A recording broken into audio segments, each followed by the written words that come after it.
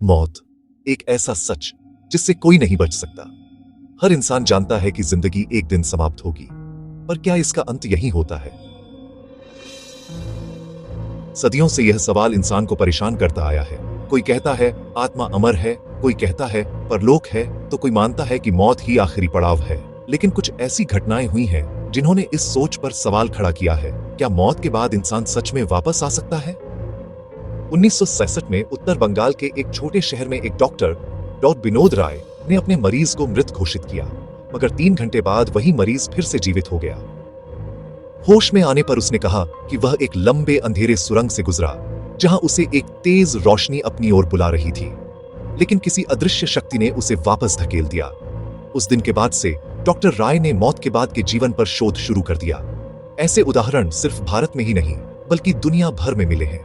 America के doctor Raymond Moody की किताब लाइफ आफ्टर लाइफ में 150 से अधिक ऐसे मामलों का जिक्र है जहां लोग कुछ समय के लिए क्लिनिकली मृत थे, फिर लौट आए। सबका अनुभव लगभग एक जैसा था, अपने शरीर को बाहर से देखना, एक अजीब सी शांति महसूस करना और एक चमकती रोशनी की ओर खींच जाना। लेकिन कुछ अनुभव डरावने भी थे।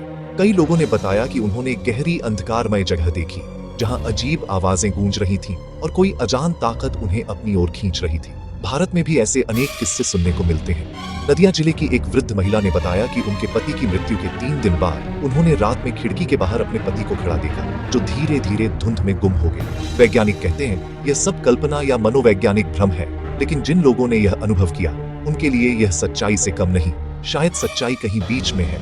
मौत शरीर का अंत हो सकती है, लेकिन आत्मा का नहीं। कभी प्यार, कभी अधूरी इच्छा और कभी बदले की आग। यही वो कारण है जिनसे आत्माएं लौट आती हैं।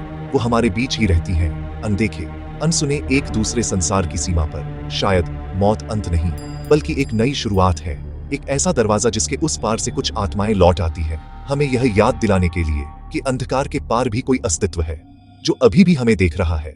और ऐसी ही और अनजानी, रहस्यमयी और सच्ची घटनाओं को जानने के लिए हमारे चैनल मिस्टीरियस कहानी को सब्सक्राइब करें।